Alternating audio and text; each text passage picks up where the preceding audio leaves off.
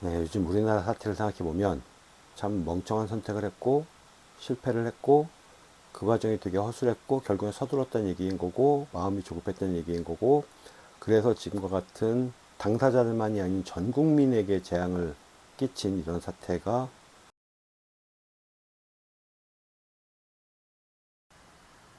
여기에 455페이지에 이런 문장이 있습니다. 이건 별로 중요한 문장은 아닌데요. 여인들은 몸에서 이를 잡으면 깨문 다음 던져버린다. 이게 생각해보니까 저 어릴 때 제가 이제 60년대생인데 70년대 초반까지 시골집이나 이런 데서 할머니들이 이를 잡으면 응 한 다음에 버렸던 걸 본 기억이 나는데 그거랑 같은 내용이어서 인상이 좀 남아서 소개를 했습니다. 462페이지 그들은 아티란테스족이라는 부족으로 우리가 아는 한 그 구성원들에게 이름이 없는 것은 이 부족뿐이다. 아타란테스는 총칭이고 개인들에게는 이름이 없다. 아트란테스족은 햇볕이 너무 뜨겁게 내리쬐면 태양을 저주하며 사람과 땅을 태워 없앤다고 온갖 악담을 퍼붓는다. 거기서 10일을 더 가면 다시 소금 언덕과 샘이 나온다. 이 소금 언덕 주위에도 사람들이 살고 있다. 이 소금 언덕 바로 옆에는 아틀라스라는 좁은 원뿔 모양의 산이 있는데 너무나 높아 그 정상이 보이지 않는데 여름에도 겨울에도 구름에 가려있기 때문이라고 한다. 이 산에서 이름을 따와 아틀란테스족이라고 불리는 이곳 주민들에 따르면 이 산은 하늘을 떠받치는 기둥이라고 한다. 아틀란테스족은 살아있는 것은 먹지도 않고 꿈도 꾸지 않는다고 한다. 근데 여기서 그런 생각이 좀 했어요. 이름도 없고 꿈도 안 꾼다? 그게 이런 게 아닐까 싶어요. 사람 개개인에게 이름이 없다는 것은 결국에는 의미를 부여하지 않는다는 얘기거든요. 내가 특별하게 생각하는 누군가는 사실은 그 사람을 부른 무언가가 있어야 되는데 이름을 부여하지 않는다. 그러니까 사람 사이의 관계가 그렇게 중요하지 않은 것. 그리고 꿈을 사실 꾸지 않는다는 게 아니라 꿈을 꾸어도 그 꿈이 무엇인지에 대한 의미 부여를 하지 않기 때문에 꿈을 안 꾼다라고 얘기를 하는 게 아닐까 싶은 생각이 좀 들기도 합니다. 463페이지 이들 부족들은 모두 소금 덩어리로 집을 짓는데 리비에의 이 지역에는 비가 오는 일이 없기 때문이다. 비가 온다면 소금벽은 무너져 내릴 것이다. 이곳에서 캐는 소금은 백색과 자색 두 가지다. 이 모래 언덕에서 남쪽의 내륙으로 더 들어가면 그곳에는 사람이 살지 않고 물도 짐승도 비도 나무도 없으며 이슬도 내리지 않는다. 465페이지에는 이런 문장이 있습니다. 그곳에는 거대한 뱀, 사자, 코끼리, 곰, 독사, 뿔난 당나귀, 개의 머리를 가진 인간, 가슴에 눈이 달린 머리 없는 인간, 적어도 리뷰에는 그렇게 말한다. 야생의 남자와 야생의 여자 그 밖에도 가상 속에 존재하는 것이 아니라 실제하는 많은 동물들이 있다. 여기에 대해서 이렇게 설명을 해놨네요. 코끼리, 하우와 웰에 따르면 헤로도토스는 코끼리 엘레파스라는 말을 처음 사용한 작가라고 한다. 뿔난 당나귀, 누라고 말하는 것 같다. 개의 머리를 가진 인간, 비비를 말하는 것 같다. 이게 뭔지 모르겠어요. 이게 비비라고 하는 동물 그걸 얘기하는 것 같은데 가슴에 눈이 달린 머리 없는 인간, 목이 짧아 머리가 없는 것처럼 보이는 특정한 원숭이를 말하는 것 같다. 야생의 남자와 야생의 여자는 고릴라를 의미하는 것 같다라고 합니다. 518페이지 이것은 그들이 압제하에서는 주인을 위해 일하기에 일부러 게으름을 부린 반면 자유인민이 된 지금은 각자 자기를 위해 부지런히 일한다는 것을 보여준다. 이게 이제 사람의 심리에 관한 이야기겠죠. 제가 최근에 읽기 시작해서 지금도 읽고 있는 책이 조정래의 태백산맥을 읽고 있는데 거기 보면 이제 일제시대가 끝나고 공산주의와 이제 그 민주주의가 대립을 하잖아요. 그 상태에서 공산주의로 넘어간 많은 사람들은 사실은 무산자 계급, 아무것도 가진 것이 없는 소작인들이었다고 하거든요. 그리고 그들이 남한 곳곳에 이제 해방지구를 만들어서 자기들끼리 운영을 해왔다고 해요. 근데 거기에서는 정말 어마무시한 농산 결과물들을 그러니까 수확을 했다고 합니다. 소작인으로 있을 때 비해서 훨씬 더 능동적으로 일을 했다라고 하는 얘기가 나오는데 같은 개념이 아닐까 싶습니다. 533페이지 분명 한 사람을 설득하기보다는 여러 사람을 설득하기가 더 쉬운 것 같다. 이거는 저도 사회생활하면서 종종 느끼거든요. 저는 이제 직업이 강사다 보니까 여러 사람 앞에서 이야기하는 시간이 좀 많죠. 그리고 개인적으로 이야기할 때는 내가 무언가를 이야기를 하고 상대방을 설득하기 위해서는 정말 시콜콜 이야기를 해야 되는데 이게 대중 앞에서 연설을 하거나 여러 사람들을 앞에 놓고 의견을 주장을 할 때는 그런 디테일한 부분들을 생략해도 충분히 가능하더라는 것을 많이 느끼거든요. 그래서 그러다 보니까 대중적으로 연설을 잘하는 사람들 중에서 1대1 커뮤니케이션이 잘 안 되는 분들도 생각보다 의외로 많은데 그게 이런 부분들이 아닐까 싶은 생각이 드네요. 563페이지. 도시든 민족이든 큰 환란을 앞두고는 반드시 어떤 전조가 나타나기 마련인데 키오스인들에게도 사전에 뚜렷한 전조가 나타났다. 582페이지. 에르포스, 흔히 감독관이라고도 번역된다. 스파르타에는 모두 5명의 에포로스가 1년 임기로 선출되었는데 왕들에게도 책임을 추궁할 수 있을 만큼 국정 전반에 걸쳐 막강한 권한을 행사했다. 시기가 시기이니만큼 현대사회에도 이런 에포로스들이 좀 있어야 되지 않을까 싶은 생각이 강하게 드네요. 583페이지. 라케다이몬인들의 관습이 페르시아의 그것과 유사한 점은 또 있다. 왕이 죽고 새 왕이 등극하면 왕이나 국가에 빚지고 있는 스파르타인들의 부채를 탕감해준다. 페르시아에서도 새로 등극한 왕은 모든 도시의 체납 조세를 탕감해준다. 587페이지. 그녀는 그렇게 말했다. 그러자 원하던 것을 다 알게 된 데마라토스는 여장을 챙긴 다음 신탁을 구하러 델포이로 간다고 말하고 앨리스로 갔다. 라케다이몬인들은 그가 국외로 도피한다고 의심하고 추격했다. 데마라토스는 그들보다 한 발 앞서 엘라스에서 자퀼토스로 건너갔다. 그러나 라케다이몬인들은 거기까지 쫓아가 그를 체포하려 했다. 그들은 그의 시종들을 붙잡는 데 성공했으나 자퀼토스인들이 그를 내주려 하지 않았다. 그래서 데마라토스는 거기서 다레이오스 왕을 찾아 아시아로 건너갔다. 그러자 다레이오스가 그를 대대적으로 영접하며 땅과 도시들을 주었다. 데마라토스는 그런 일을 겪은 뒤 그렇게 아시아로 갔다. 그러나 그러기 전에 그는 행동과 조언으로 라케다이아몬들 사이에서 여러 차례 이름을 날렸다. 예컨대 그는 올림피아의 사도전차 경주에서 우승하는 영광을 라케다이몬인들에게 안겨주었는데 이것은 역대 스파르타 왕들 가운데 그만이 일으킨 업적이다. 이게 아마 영웅의 모험, 성공 이런 거에 대한 스토리텔링이 아닐까 싶습니다. 588페이지. 특히 그는 아르카디아인의 요인들이 자기와 함께 노나크리스시로 가서 그곳에 스틱스 강물에 걸고 명세하게 하려고 열을 올렸다. 스틱스 강이 그 저승을 흐르는 강 중에 하나고 신들도 엄숙한 맹세를 할 때 이 강물에다 맹세를 한다고 하네요. 우리 치자면 보통 이제 그 요즘에는 요단강 건넌다고 말들 많이 하는데 그리고 삼도천이라고 그러던가요? 네, 뭐 어쨌든 그런 강인 것 같은데 되게 성스러운 강물인가 봅니다. 611페이지. 이 마라톤 전투 이후로 아테나이인들이 4년마다 개최되는 축제에 모여 제물을 바칠 때는 아테나이의 전령은 아테나이인들과 더불어 플라타이아인들에게도 복을 내려주기를 기원한다. 4년마다 개최되는 축제, 아테나이에는 4년마다 개최되는 축제가 5개나 되었는데 그 중에서 가장 큰 축제는 판 아테나이아다. 615페이지. 페르시아인들이 라디나케라 부르는 이 기름은 검고 역한 냄새가 난다. 이게 아마 그 라디나케라고 하는 게 석유를 말하는 거라고 합니다. 그렇고 그때는 이 검고 역한 냄새가 나는 이 기름을 그렇게까지 많이 사용하진 않았었던 것 같아요. 625페이지. 그리고 이런 상황에서 음모를 꾸미다 적발된 펠라스 고이족을 죽일 수 있었는데도 아테나이인들은 그렇게 하지 않고 그들이 나라를 떠나도록 경고만 했던 만큼 자신들이 펠라스 고이족보다 도덕적으로 더 우월하다는 것을 보여주었다는 것이었다. 죽을 죄를 저지른 범죄자에게 추방으로 해결하면서 자신들의 도덕성을 더 우월함을 보여주려고 했던 그런 행동인 것 같습니다. 626페이지.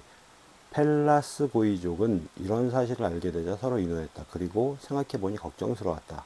아테나의 여인들이 낳은 아이들이 본처 소생의 아이들에 맞서 똘똘 뭉쳐 서로 돕고 벌써부터 이 아이들을 지배하려 드는데 이들이 장성하며 무슨 짓을 저지를 것인가. 그래서 헬라스 고이족은 아티케 여인들이 낳은 아이들을 죽이기로 결정하고는 그렇게 했고 아이들의 어머니들도 죽였다. 이 사건 때문에 그리고 렘노스 여인들이 토아스를 위시하여 남편들을 살해한 이전의 사건 때문에 헬라스에서는 잔혹한 행위는 모두 렘노스적이라고 부르는 관습이 생겨났다. 남편들을 살해한 이전의 사건은 뭐냐면 일설에 따르면 렘노스 여인들이 남편과 동침하기를 거부하자 사랑의 여신인 아프로디테가 그들의 몸에서 악취가 나게 했다고 한다. 그래서 남편들이 트라케에서 첩을 들여오자 아내들이 남편을 모두 죽이기로 했는데 렘노스 왕 토아스만은 딸 휘시필레가 살려주었다고 한다. 여기서는 토아스도 함께 세례된 것으로 되어 있다. 왕도 죽이는 되게 무서운 렘노스 여인들인가 봐요. 그러다 보니까 잔혹한 행위는 모두 람노스적이다 라고 부른다고 하네요. 635페이지. 그들이 모이자 크세르크세스가 다음과 같이 말했다. 페르시아인들이여, 나는 여기서 새로운 관행을 도입하려는 것이 아니라 물려받은 옛 관행을 따르고자 할 뿐이요. 옛 사람들에게서 들은 바에 따르면 퀴로스에서 아쉬티아게스를 관저에서 축출하시고 왕권이 메디아인들에게서 우리에게 넘어온 뒤로 우리는 한시도 무의도시가 아직 않았다고 하오. 그것은 신의 뜻이었고 신의 뜻에 따를 때마다 우리는 번성했소. 신의 뜻을 빙자해서 열심히 일할 명분을 만들고 그로 인해서 부흥을 하자라고 하는 것을 꾀한 그런 말이 아닐까 싶네요. 640페이지. 무슨 일이든 서두르면 실패하기 마련이고 실패는 심각한 재앙으로 이어지기 마련이옵니다. 기다리는데 복이 있어옵니다. 처음에는 그렇게 보이지 않더라도 나중에는 그렇다는 것을 알게 되옵니다. 네, 요즘 우리나라 사태를 생각해보면 참 멍청한 선택을 했고 실패를 했고 그 과정이 되게 허술했고 결국엔 서둘렀다는 얘기인 거고 마음이 조급했다는 얘기인 거고 그래서 지금과 같은 당사자들만이 아닌 전 국민에게 재앙을 끼친 이런 사태가 BC 400년대, 500년대 기원전에도 이런 거에 대한 교훈이 있었네요. 650페이지. 짐작건대 크세르크세스는 자신의 힘을 보여주고 후세의 기념으로 남기고 싶어 순전히 과시욕에서 운해를 파도록 명령한 것 같다. 대체로 보면 토목공사, 대대적인 토목공사, 건설공사 이런 것들은 권력의 과시인 경우들이 많았던 것 같아요. 현대사회에 와서는 그런 일이 없었느냐? 아니죠. 우리나라에서도 그러려고 했다가 결국엔 실패한 사례들도 있었고요. 그리고 박정희 같은 경우에는 권력을 잡고 경부고속도로 뚫었다고 하고요. 그런 것들이 다 그런 의미가 아닐까? 내가 이렇게 나라를 위해서 어느 누구도 할 수 없던 일을 한다? 이런 것들을 보여주고 싶었던 게 아닌가 싶습니다. 657페이지. 그러자 크세르크세스가 대노하여 다음과 같이 대답했다. 알아두시오. 사람의 마음은 귀환에 살고 있어. 사람이 좋은 말을 들으면 몸이 기쁨으로 가득 차지만 나쁜 말을 들으면 노여움으로 부풀어 오르. 그러네요. 사람의 마음이 귀환에 살고 있네요. 662페이지. 아르타바노스가 대답했다. 닥칠 수 있는 모든 것을 숙고하기에 계획을 세울 때는 소심하지만 계획을 수행할 때 용감한 사람이야말로 유능한 사람일 것이옵니다. 크세르크세스가 대답했다. 아르타바노스여, 그대의 말은 구구절절 옳은 말이오. 하지만 매사에 너무 소심하지 마시고 매사를 너무 숙고하지 마시오. 여기서 제가 분뜻 든 생각이 크세르크세스는 B형이고 아르타바노스는 A형인가? 라는 생각을 했습니다. 663페이지. 아르타바노스가 대답했다. 하오니 전하께서는 시작할 때는 결과가 다 보이는 것이 아니라 라는 옛말씀의 오름을 명심하소서. 668페이지. 그 뒤 다나에와 제우스의 아들 페르세우스가 벨로스의 아들 케르페우스에게 갔다가 그의 딸 안드로메데에게 장가 들었을 때 아들이 태어나자 페르세스라고 이름을 지어주고는 그곳에 두고 왔다. 케페우스에게는 남손이 없었기 때문이다. 페르시아인들이란 이름은 페르세스에서 따온 것이었다. 700페이지. 여기서 나는 많은 사람들이 불쾌하게 여기게 될 견해를 밝히지 않을 수 없다. 그렇다 하더라도 그것이 진실이라 믿기에 나는 유보하지 않겠다. 이게 헤로도토스라고 하는 역사가의 진실을 전하는 그 사람만의 어떤 뚜렷한 기준이 있다라는 것을, 그리고 그런 확고한 신념이 있다라고 하는 것을 보여주는 문장이다라는 생각을 했습니다. 701페이지. 그들은 무섭고 두려운 델포의 신탁에도 불구하고 헬라스를 포기하지 않고 굳건히 버티고 서서 침략자들을 맞서 싸웠다. 사실 그러니까 신탁을 반대하고 신탁에 반한 행동을 한다는 것은 그 당시로서는 상상도 할 수 없는 일이 아니었을까 싶은 생각이 드는데, 그만큼 그들의 신념이 두터웠다라는 생각을 할 수도 있겠죠. 713페이지. 시켈리아의 에우보이아인들도 그는 똑같이 구분했다. 그가 이 두 경우에 그렇게 한 것은 민중들은 같이 살기에는 아주 배은망덕한 무리라고 여겼기 때문이다. 그리하여 겔로는 강력한 참주가 되었다. 727페이지. 그러나 프락시노스가 지휘하던 트로이젠 함성은 추격하던 페르시아인들에게 곧 납포되었다. 그러자 페르시아인들은 가장 잘생긴 선원은 이물적으로 끌고 가 목을 베었다. 그들은 자기들이 사로잡은 최초의 헬라스 여인이 그토록 미남인 것을 길들여 여겼다. 그의 이름은 레온이었는데 그가 그렇게 죽은 것은 아마 그의 이름 탓도 있을 것이다. 레오는 이제 사자라는 뜻이죠. 그래서 사자는 무짐승들의 우두머리로서 아마도 그래서 예, 최고의 재물이라고 여긴 것 아닌가라는 생각을 한대요. 예, 그렇게 여긴다고 합니다. 738페이지. 헬라스인들은 이때 사절을 지켜 조금 더 두려워할 게 없다고 전하게 했다. 무엇보다도 헬라스를 공격하는 것이 신이 아니라 인간이기 때문이요. 태어날 때부터 자기 몫의 행운에 불행이 섞이지 않은 인간은 아무도 없었고 또 없을 것이요. 그리고 위대한 인간일수록 더 큰 불행을 당하는 법이요. 그러니 침략자도 인간인 만큼 그의 예상은 빗나가고 말 것이요. 이 말을 듣자 루크리스인들과 포키스인들은 트라키스로 도우러 갔다. 739페이지. 레오니다스는 이때 자신에게 배정된 300명의 전사들을 스라의 아들이 있는 자들 중에서 선발해 테르모필라이로 향했다. 그 영화 300에서 그 300명의 전사를 선발하는 장면인가 봐요. 751페이지. 스파르테인들만을 위한 명문은 다음과 같다. 지나가는 나그네여 가서 리케다이몬인들에게 전하 주시오. 우리가 그들의 명령을 이행하고 이곳에 누워 있다고. 762페이지. 전쟁이 평화보다 못한 만큼 내부는 합심하여 전쟁을 하는 것보다 못하기 때문이다. 2024년 12월 3일 밤 10시 반부터 지금까지 우리나라의 현재 상황이 그런 것 같습니다. 770페이지. 그들은 이 말에서 현재를 위해서도 미래를 위해서도 아무것도 배우지 못했기에 더없이 참혹한 불행을 통해 배워야 했던 것이다. 833페이지. 마케도니아인들에 따르면 이 정원에서 실레노스가 사로잡혔다고 한다. 실레노스는 반인반수의 실레노스는 주신 디에노시소스의 개인 교사로 샘물에 타놓은 포도주를 마셔 취해 미다스 왕에게 붙잡히게 되는데 사람은 태어나지 않는 것이 최선이고 태어났으면 빨리 죽는 것이 차선이라는 등 미다스와 철학적 대화를 나눈 뒤 풀려난다. 그래서 디오니소스가 이에 보답하고자 미다스에게 소원을 들어주겠다고 하자 미다스는 자기 손이 닿는 것은 무엇이든 황금으로 변하게 해달라고 한다. 헤로도토스의 이 구절에 따르면 프리기아인들의 이 전승은 그들이 소아시아로 이주하기 전 마케도니아에 살 때 이미 유포되었던 것으로 보인다. 850페이지. 친구여, 신이 결정하신 일을 인간은 바꿀 수 없는 법이요. 바른 말을 해도 아무도 믿으려 하지 않으니까요. 852페이지.